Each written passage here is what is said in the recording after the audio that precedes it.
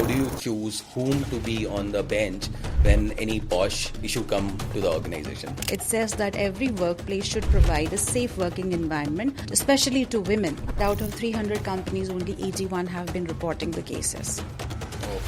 Everything is in papers, not in the intent. Any woman of any age coming to the workplace, irrespective of whether she's an employee, she's an intern, she's a vendor, she's a client representative, has the right to file a complaint of sexual harassment if that happens within the workplace. If you have gender-neutral POSH policy within the organization, the internal committee can very well take such complaints. POSH Act for men doesn't stand any chance.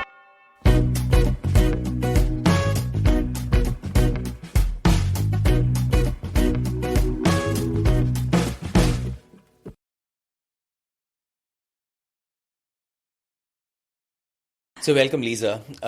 Again, it's a pleasure to have you on the show.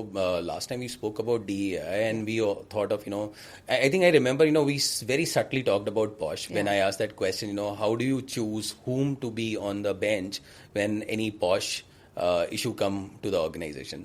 But that's just not the question in itself. It's like a very vast topic and we really wanted to explore. And thanks for bringing that idea to us so that we know exactly.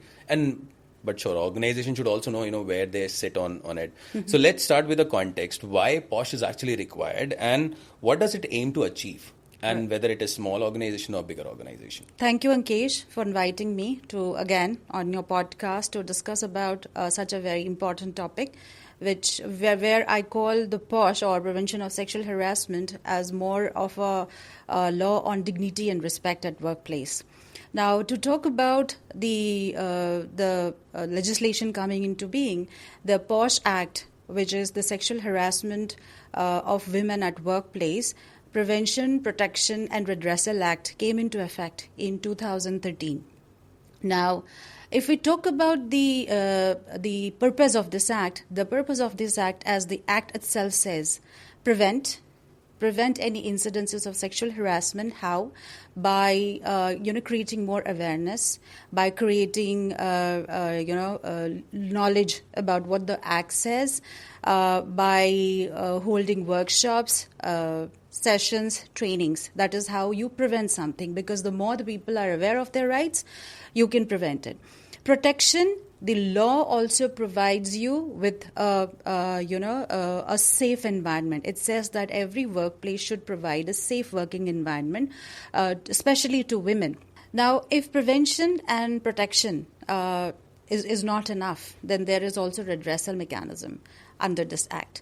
So as far as the redressal is concerned, the law says every organization should have an internal committee to inquire about such cases of sexual harassment if that arises, and that it also provides a secured and safe platform. So what does it mean? It means that within the organization there is a committee who is going to take the complaint, if there is any, on sexual harassment filed by a woman. The committee is also bound to maintain confidentiality and provide a safe environment so that women can come and speak up about any such incidences of unwelcome, unwanted behavior within the organization. So the Act lays down the foundation for a safe working environment by providing protection, by helping prevent it, and also providing a redressal mechanism within the organization. Now, coming to the fact, this act applies to whom? This act applies to any organization which has 10 or more employees. Okay. Right? So the horizon is 10, minimum 10, and the maximum could be thousands. But isn't that not good? I mean, considering less than 10 should also be considered under the POSH Act? Yes, less than 10 also comes under the POSH Act for unorganized sector. Now, it's very interesting and fascinating. I'm sure it is an information for everybody that the POSH Act also applies to our dwelling houses. Right? The home that we stay in, the POSH Act applies there as well. Now, one may ask how? The domestic violences? Not domestic violences, specifically under the POSH Act. How it applies to our dwelling houses, We have house helps, we have maids, we have female workers who come to our house. There could be cleaning staff. And if there is any unwanted, unwelcome behavior, or there is any cases of sexual harassment, even against those people working in our house help, our house staff, POSH applies there. Now, in organized sector where there is 10 or more employees, or it could be a startup, it could be a mid-sized company, or it could be a huge corporate, it could be a public sector organization. Now, in those kind of organized sectors, there is an internal committee who investigates into such complaints. But when it comes to our dwelling houses, definitely we cannot have an internal committee, right? In that case, there are local committees where one can go and lodge their complaint, and the way it is investigated within an organized sector, the same way the local committee also can investigate any such incidences of sexual harassment if that happens within our dwelling houses. So POSH Act, it covers every woman who's out there working, irrespective of she's working in an organized sector or she's working in an unorganized sector. But when it comes to dwelling houses, how many of them are actually aware that POSH Act actually applies there? Unfortunately, none. Yeah. Unfortunately, none, unless and until such initiatives are taken where those people are made aware of their rights and their duties. Even if we talk about organized sectors, the statistics, there's not too many statistics either of how many companies or what is the data of non-compliance. However, I was reading through a recent report submitted by Center of Economic Data and Analysis from Ashoka University, where they did a study of 300 listed National Stock Exchange listed companies on their reporting structure on POSH. And the report says that out of 300 companies, only 81 have been reporting the cases. Oh. Only 81. And out of that 81, only half of them have been, more than half of the cases have been reported by only 12 companies. So that is the that is how the act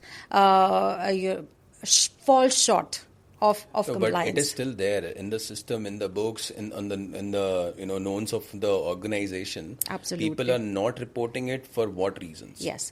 So there are various reasons for not reporting it. It could be lack of awareness. Secondly, even if some companies are aware of the act, the lack of intention. And then thirdly, also a lack of trainings. And also you could say, most of the companies out there, they think it is a checkbox. It is a law which needs to be complied with as a checkbox and not actually owning it. There is a difference between just doing it for the purpose of compliance and then owning it. Yeah, basically there is a difference between the ground realities versus the paper policies. Absolutely. And there's a big gap which needs to be filled up. Yes. So there are two gaps which we just spoke about. One, that dwelling houses don't know what POSH Act is, so somebody should take an ownership and make them aware. Yeah. But how many cases have been reported there? Are there regular cases? No, we do not have such data. We do not have such data. So time and again, if I talk about specific areas, like we see that in Noida, the nodal officer comes up every year with a notification that all the organizations, I'm talking just about the small area within the entire country, where the nodal officer always comes up every year with a notification that we urge the companies to come across and file their annual report. So when we talk about POSH compliance in any organization, there are certain parameters. Like, first of all, one needs to have a policy in place, because that is the guiding, those are the guidelines for the organization, keeping in mind what are the rules and regulations under the POSH Act. So having a policy in place is the first thing. Next, to have an internal committee. Now, when I say internal committee, that committee has to be formed within the organization, where there are people within the organization representing the committee. As per the POSH Act, the committee members, minimum number of members in the committee should be 4, 3 from the organization, and 1 external member. the purpose of having an external member is to have a neutral person within the But committee. The formation of the committee that I remember in certain instances, this neutral member also comes from the same industry or same company. Sometimes. No. That is that. In that case, if that happens, there are numerous High Court and Supreme Court cases where, if the committee has not been formed as per the laws as per the laid down rules and regulations under the POSH Act, then and an inquiry has happened and there is an outcome. Of course, at the end of the findings, at the end of the inquiry, the committee will come up with a report, right? And then either the accused or the respondent, both of them have the right to go and appeal. And then the courts have found out, because the committee was either not formed properly, or if there is a proper formation of the committee members did not actually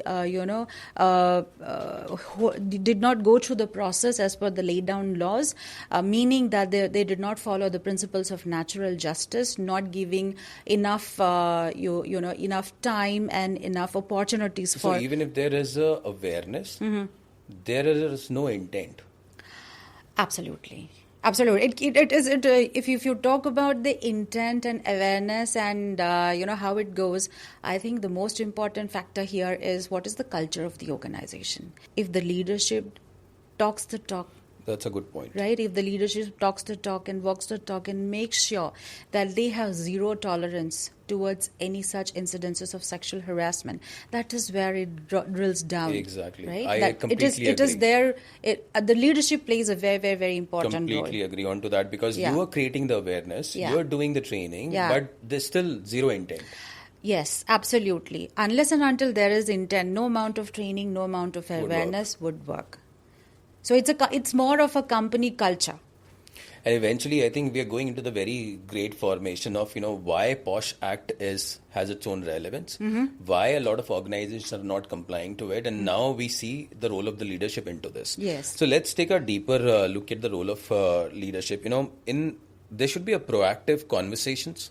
Absolutely. There should be, intent in everybody, not just leadership. So leadership could, organize the awareness, can do the training part as well. They can employ somebody and, create that committee.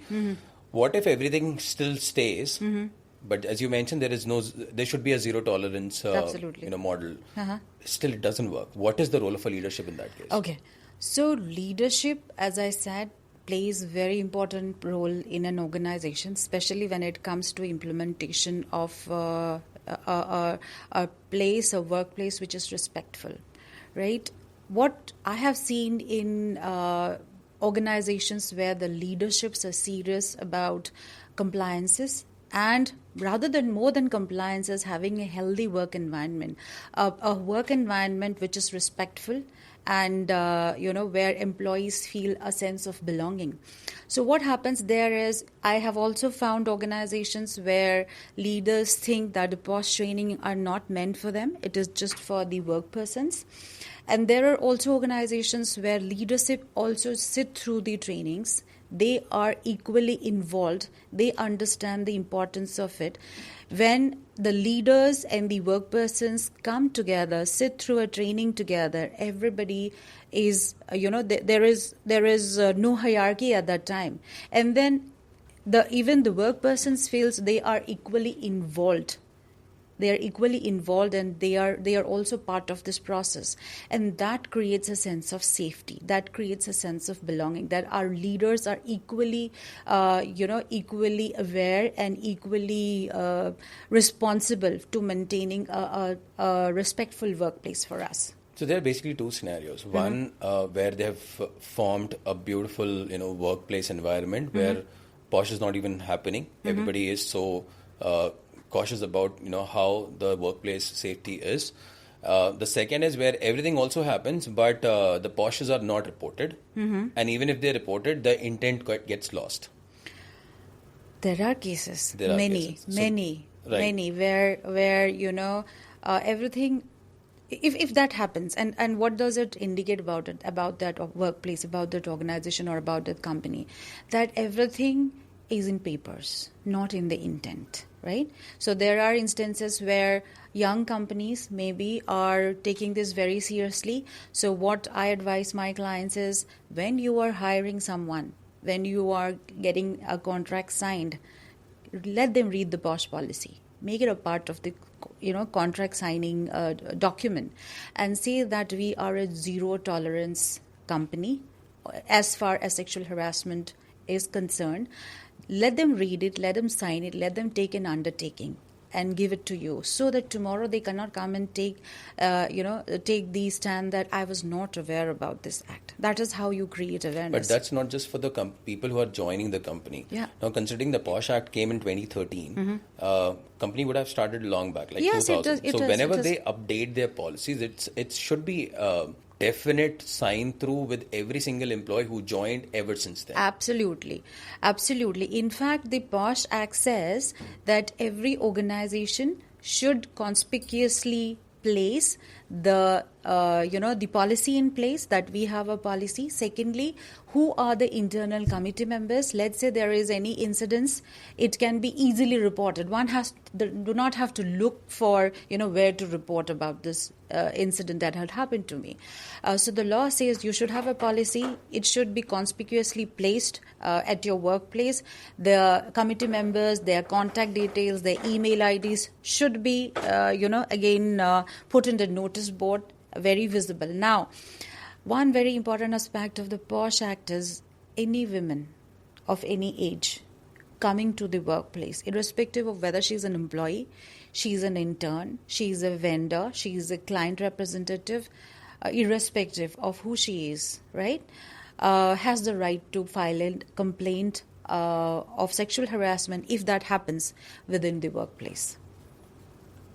Could be anyone. Could be anyone. And then there are instances where companies come and tell me, ma'am, we are a small company, we have 10 or more employees, but then all of the employees are male. Why do we need to, follow the compliances under POSH Act?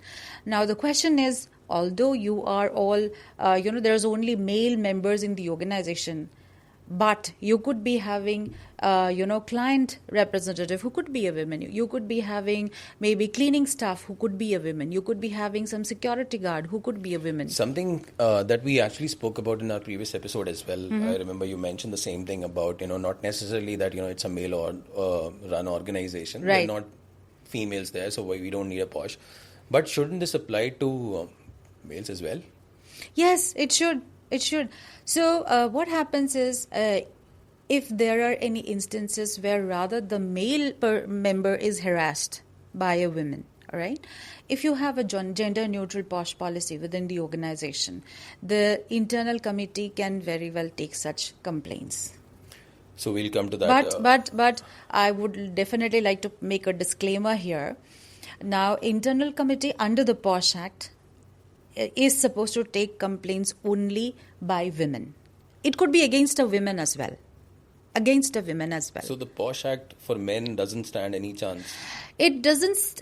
It would be wrong to say it doesn't stand, because if there is any false complaint by any women against a male employee, and in that case, if at the end of the inquiry it is found out that it was a false and malicious complaint, the punishment which are laid down, and those are mostly, whatever is laid down in the service rules and HR handbook and all, disciplinary policies. It could be demotion, it could be transfer, it could be termination also. In that case, the same punishment applies to the female employee who has falsely filed a complaint of sexual harassment. So in that way, it would be wrong to say it does not protect men. It does protect men against any false complaint of sexual harassment. Leeza, I'm not going to talk about what are the loops in the Act, because I have seen multiple cases. I mean, they have been reported in certain organizations, but, when you're into a network zone, you get to know about them. There's one such case which was reported about that false allegation on somebody, and then this guy was asked to leave and he got, laid off from that organization, but that was a false allegation. Okay. So, nothing happened. So probably either the organization to, save its own reputation when they know that this woman who have put up the allegation, even if she's not helping us out in any which ways, we cannot just leak this out that there are sexual harassment happening in my organization, because that can put the stocks down or can have a bad reputation on us. So they would eventually go and amicably ask, I think you should leave the organization to this male employee. I'm sure such incidences definitely happen. There have been They are not counted within those 81 out of 300 that you mentioned. No, those are the very limited numbers I'm talking about. I mean, if you talk about the as an example. Yeah. So what I'm saying here is, if that is the case, then what the men in that case have the right to go and appeal against the recommendation of the internal committee. The only problem is that men come with a psychology that I have a child to take care of, I have a family to take care of. What if I go to the another organization and when they do a follow-up check on me, they found out that I've been executed because of the POSH Act, I am not going to get that job. Right. So they try to hide that identity. It is for both the genders. I would say no, the I'm not same saying thing. that it is not for both the genders. It Right. is just that the loops are violating. Right. I'll tell you. I'll give you a very a real life example where I helped a client. So this client was working in a multinational organization where the client was traveling with another female client, and they were from one city to another city, and during the trip, the female employee, she complained of sexual harassment against this male counterpart. And what happened, instead of holding an entire inquiry, it was not even taken by the internal committee of that organization, and he was asked to leave. Right? Now what happens is, what are the violations here? First of all, there's a violation of the constitutional rights, right? Secondly, he was not given a chance to say his story. Thirdly, it's a violation under the POSH Act as well. So when the client came to us, we helped draft a very strong legal notice, send it to the organization, and in fact the organization was also trying to prevent him to because he was in a very senior position, and the network, right? So organization was calling up other organizations wherever he was trying to apply for a job, saying that there have been disciplinary, and they have put it under disciplinary actions, not specifically calling it POSH. Rather, it should have been actually an investigation under POSH. Let it come under POSH, let the committee investigate it and come to a conclusion whether there have been any incidences of sexual harassment or not. Because the POSH Act also says that when it comes to inquiry, principles of natural justice has to be followed. You cannot just hear one side of the story and come to a conclusion. You need to be a neutral committee. And that is why within the POSH Act also, it says that your committee members should be 4 minimum, with 3 from the organization, 1 external.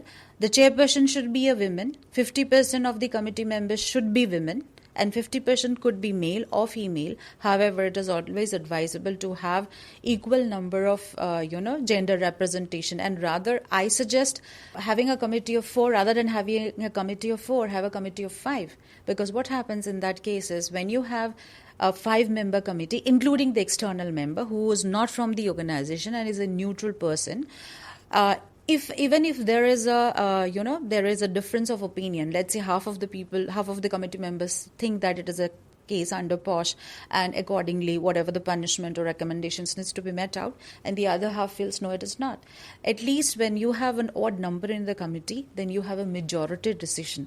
Right? And that always helps to come to a conclusion.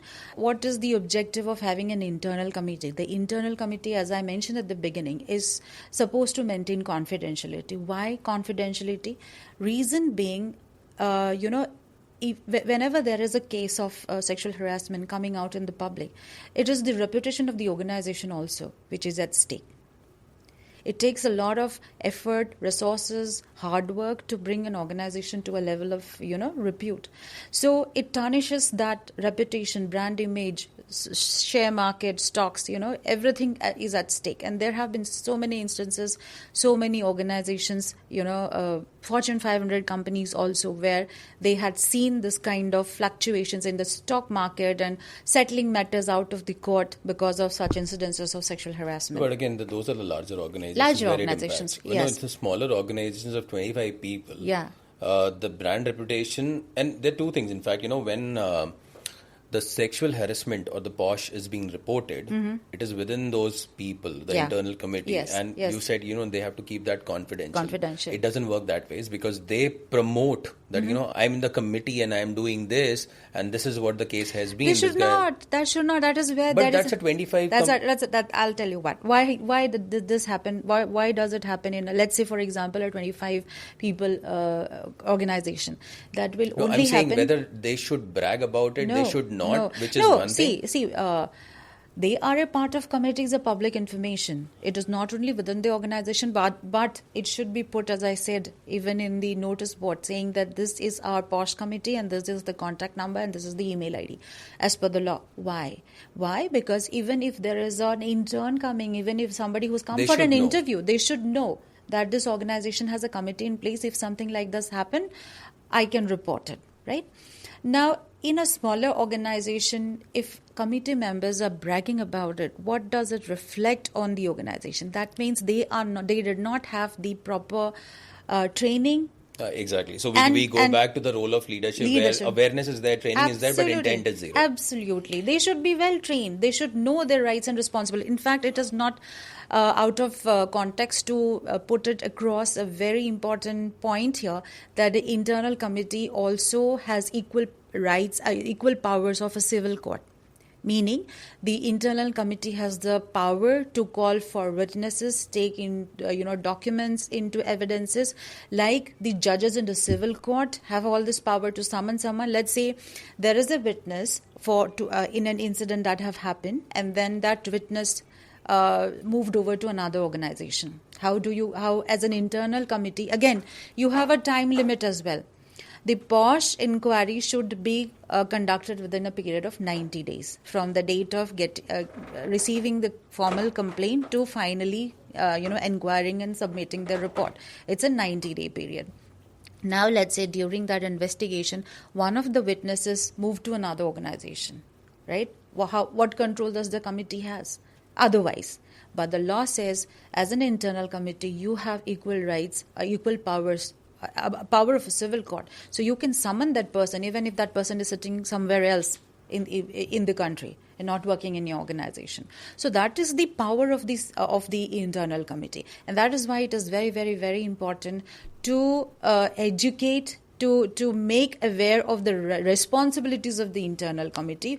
Whatever they are doing, they have a lot in stake in terms of ensuring that the inquiry has happened as per the laid down laws and they have followed the principles of natural justice. So in order to have a committee more strengthened and to understand their effectiveness, they should be given enough powers to act like a civil court. Absolutely. But that doesn't happen most of the cases. That doesn't happen because again there are one, I may be wrong, but internal committee, out of the 4, 3 are coming from the same organization. They have to ensure that the brand reputation doesn't get spoiled, or probably they're looking at their own MDs of the word or CEOs of the word and the owners and the founders of the word, that they have to protect their image as well. Right.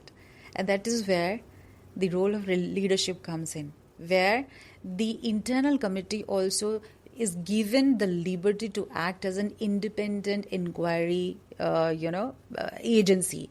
It's a fact-finding agency. That is what they are doing, right? The internal committee. Now, the internal committee, if it is influenced by the leaders, or let's say there is a complaint against one of the senior leaders, that is again another, dilemma or question that the internal committee has to deal with. However, if the organization has that kind of an environment where there is ownership, where when they say there is zero tolerance, it means that it is zero tolerant towards anybody, irrespective of whether it's a senior officer or it is the junior most within the organization. Law is equal. So we talked about the efficiency of ICC, but how does company should move from just checking the POSH or ticking the POSH on a checklist than actually ensuring that it has more, a respect-driven and inclusivity-driven solutions, or probably, how do you call it, the justice that is being given to the POSH victims as well as the other guy. Right, that's right. So, one, to have very strong, policies which everybody should be aware of. What happens is whenever you are working in an organization, maybe you are not even aware there is a policy that exists. Maybe you're not even aware that there is an IC. Now, it is the role and responsibility of the human resource, HR department, as well as the leadership to make sure everybody who's walking into the organization. I'll give you a very classic example where I thought this is how implementation should be. Very recently, I went to the cantonment area, Subroto Park, and I was just entering the CSD canteen area, and just while entering the complex, I saw a big board where it says, "This is a place where we do not tolerate any kind of sexual harassment. We have a committee in place. This is their email I think address." I've seen that as well. Yeah, it is like quite big on board. I mean, I was so impressed. It's a complex. It's a market complex. Everybody is walking out there, but then that falls under, the cant area, and they have put it right there. As a customer, as a visitor, I mean, I may be going to the bank, I may be going to the CSD, or I may be going anywhere there, shopping complex, but then they have put it there. That is how you build that culture. They have not just protected that a small proximity area, Exactly. but they have the entire area. The entire area, anybody who is walking in, they know, okay, this is a safe. This is where I'm protected. This is where I'm protected. They have a redressal mechanism, and that is what the law says. But if you walk to an organization, if you walk to any company, the moment you go to the reception, it should be there. आप CCTV की निगाह में जैसे आप CCTV की निगाह में है, बिल्कुल उसी तरह ये भी होना चाहिए कि आप यहाँ पॉश पॉलिसी है और there is zero tolerance for it. We have a policy. So I've seen certain organizations which do mention about this, that there is zero tolerance policy here. So irrespective of whether it is POSH or any other relevant policies which are implemented in the organization. And I've seen organizations sign the DAC at the very first moment. So the moment you join the organization, they ask you to sign all the policies there. Right. Because that's also in their auditing process. Absolutely. But what if everything happens and I mean, I'm coming back again on the fact that, the this intent, happens. How can you go back to the intent? See, there, again, at the same time, it will not be out of context to discuss about the, Fanish Murthy case, which is like Infosys had to settle that matter out of court settlement and sell out a huge amount as damages. Now, Infosys is known for its good governance, right? Having strong policies. And Fanish Murthy was one of the blue-eyed boy of Infosys. But despite that, there were cases of sexual harassment against him filed by his executive assistant. And then finally, he had to leave the board. He had to leave the organization. He joined iGate. Right? He was, in fact, one of the founders of iGate. And he also helped iGate move, build, and then, build iGate similarly. But at the same time, again, in iGate also, he had an affair with one of his employees, and he failed to report it as a board member. And later on, again, sexual harassment allegations were put against him, came out him. So this is a classic example where despite having good governance, despite having all the policies in place, there would be instances where, because it is mindset, right? But what needs to be done at the very beginning, at the very inception is, make everyone conscious and aware, and that happens through lot and lot of trainings, lot and lot of conversations. What organizations do as a checklist is they file an annual report. Some of them don't even report any cases. They say that we have 0 cases of sexual harassment. Some do training once a year. Once, all the employees are put together for a POSH training, done. Internal committee, again, once in a year. Do it repeatedly. I mean, I'm not saying you need a 1 hour, 2 hour training every month, but then quarterly trainings can be. There are so many ways. Like what I do with my clients is, we have come up with comic strips. We call it adroitling safe stories. So what we do is we come up with comic strips every month where we take out one story, a very short 30-second read. You just read the comic strip and understand this falls under sexual harassment. It's just a reminder.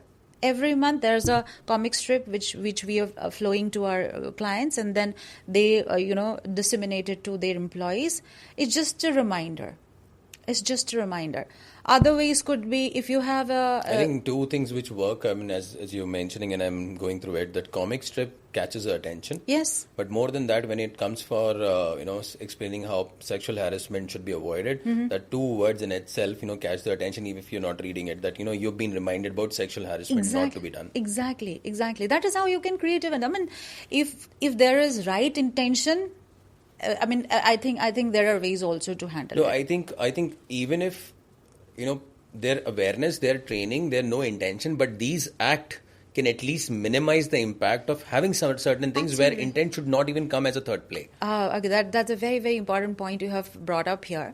Again, one very important aspect of POSH Act is, it is not the intent which matters, it is the impact. Now, I'll give you a very classic example.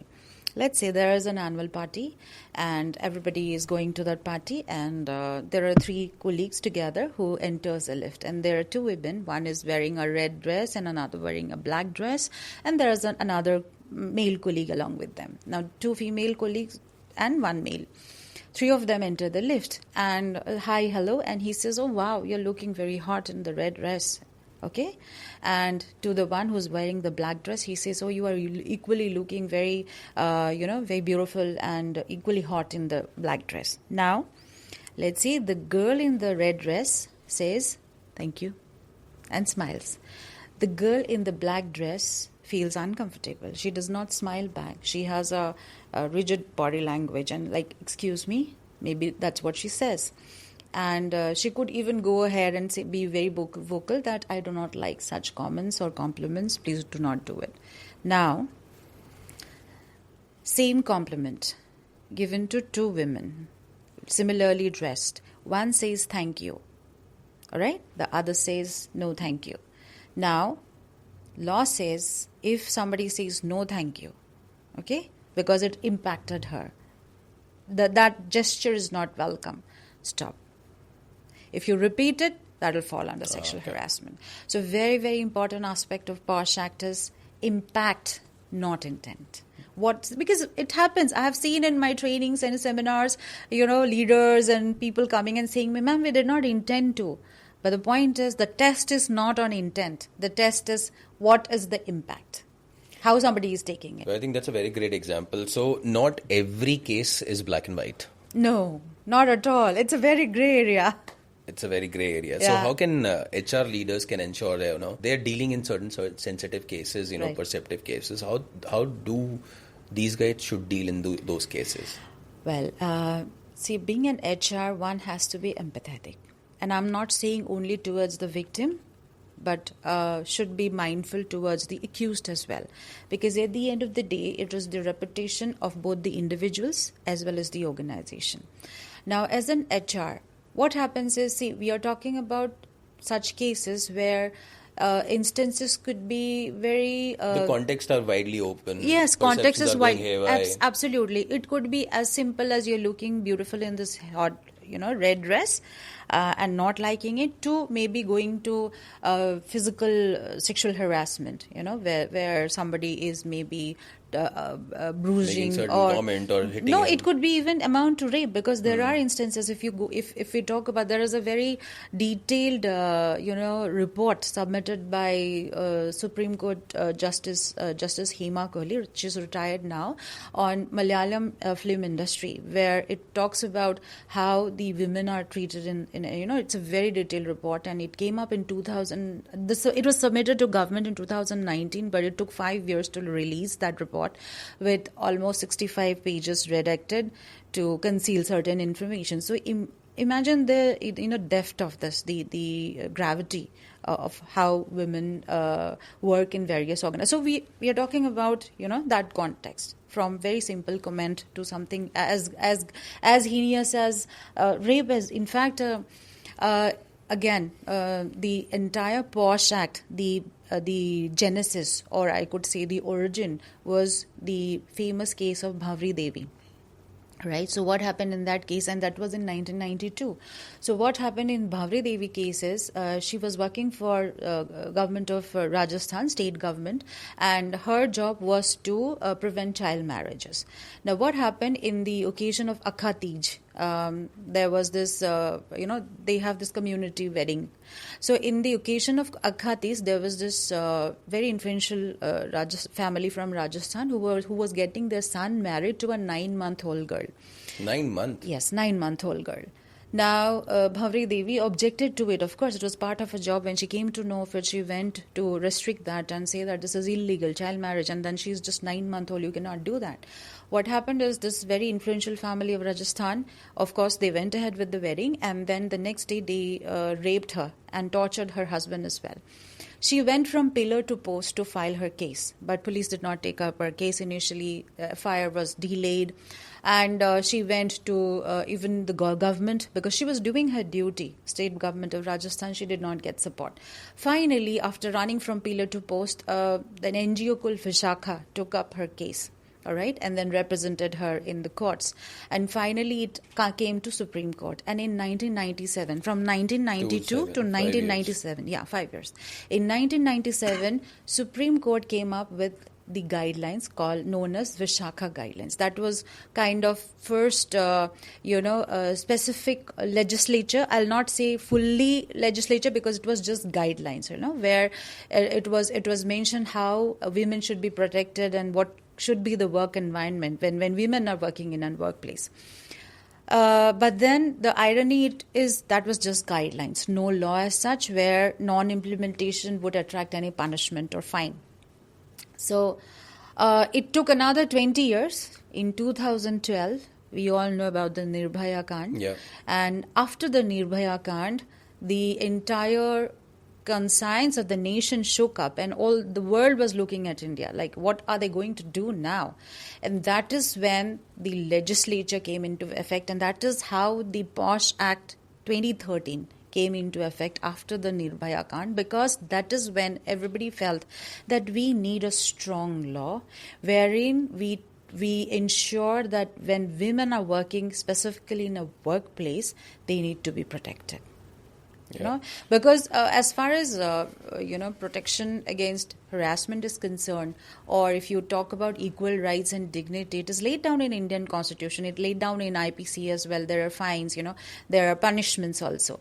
But this act came specifically to protect the rights of a woman, to provide her a place which gives her respect and dignity while she's working.